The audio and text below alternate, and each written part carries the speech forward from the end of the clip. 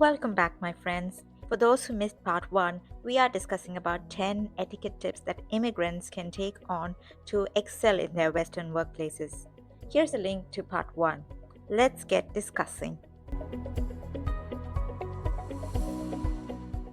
For those who are new here, hi, I'm Sana. I'm your HR friend and career coach.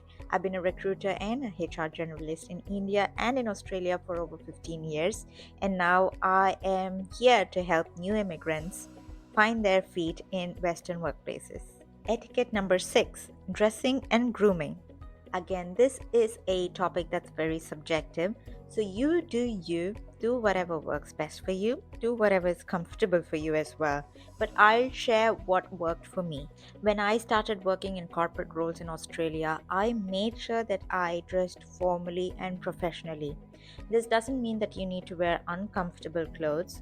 Just check your company's dress code manual and check whatever best suits you and be as professional as possible. Especially on the days that you have client meetings or presentations, I would suggest that you dress formally and groom yourself neatly.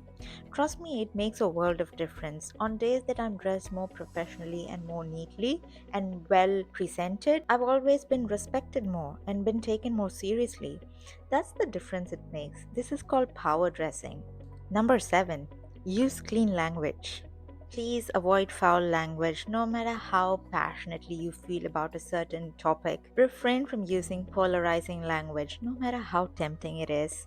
I know in some countries it is pretty casual to involve in foul language, especially in some areas of Australia. It's absolutely normal, but it is still discouraged in a formal and professional setting. It could definitely be part of a casual conversation, but not particularly in formal settings. So know your audience and stick to neutral language. At least that's what I do.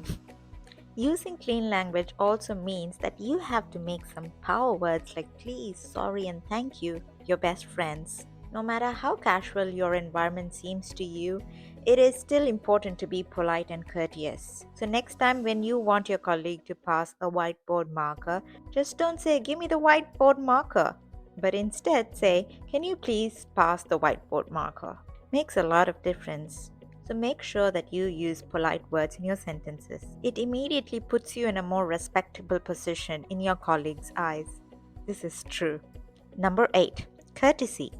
Be courteous at work at all times. This means that you're being polite and respectful to the colleagues around you. It's good to have good manners. So, when you see a colleague walking in front of you in a corridor, instead of looking down or looking away, look them straight in the eye.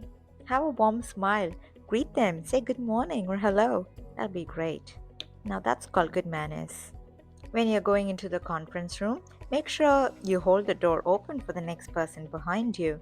Same goes for elevators or lifts, as we call in Australia. If you see a colleague or anybody else for that matter try to come towards the lift, make sure you keep the doors open for them. And if there's a queue or a lineup for washroom or something else, wait patiently for your turn. Don't cut in line or come back again sometime later. And if you choose to wait in line, please give other people their personal space and don't breathe down their neck. That's super impolite. Do not litter at your desk. This is so important. If there's garbage that you have, go to the bin and use the bin. And if you have some accidental spills of liquid beverages or even snacks, make sure you clean up promptly and ensure that your workplace is clean and tidy. That speaks a lot about you. Number 9, personal hygiene. This is another topic that I see constantly being discussed on social media. While I don't condone the mockery and the shaming that's going on behind this, I believe that it is each of our responsibility to maintain a level of personal hygiene when we live and move among other human beings, Westerners or not. And if you think you are struggling with body odor issues, I would suggest that you invest in a good deodorant or even a mild perfume if you prefer. And when it comes to looks, instead of being shabby and unkempt, opt for a more clean and professional look. For men, this might mean that you have a well trimmed and well maintained mustache and beard and have a clean and good haircut. And for the ladies, it might mean that you have a clean and neat hairdo. Um, which doesn't smell of any lotions, potions, or oils, a clean face with a touch of makeup.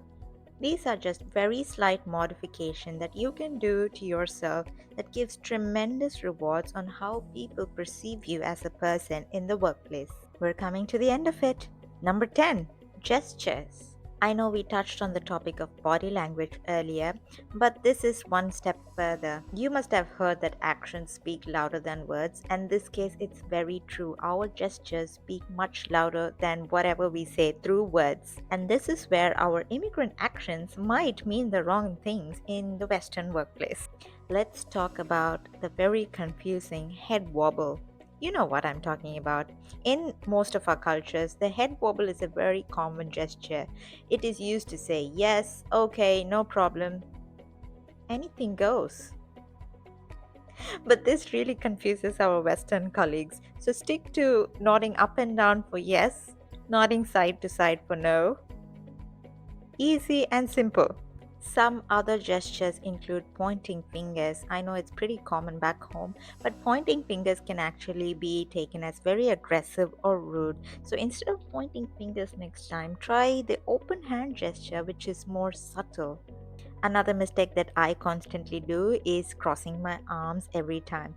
It just means that you are very defensive and you're not agreeing with whatever the person in your opposite is saying. So try to avoid it wherever possible.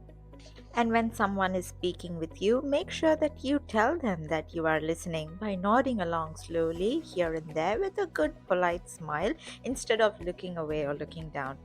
Bonus number 11, staring. This is for the lovely gentlemen out there. I know there are a lot of beautiful looking, amazing women in Western countries, but please do not be a creep and stare at them and make other people feel uncomfortable.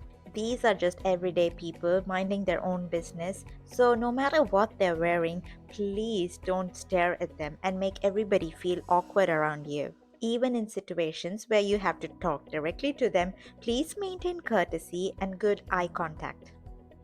I know I don't need to say this to you, but I thought I'll just put it out there, just in case.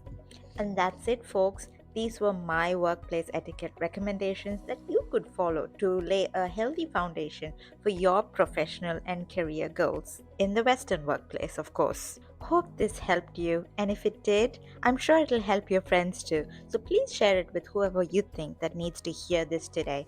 And of course, tell me in the comments what surprised you the most. Do you have any experience in any of these workplace etiquette tips, or did I forget anything? Tell me in the comments below and I will let you know what I think of them. Thanks for journeying along with me today. Please like this video and subscribe to my channel for more such amazing, awesome, helpful videos. I'll see you in the next one.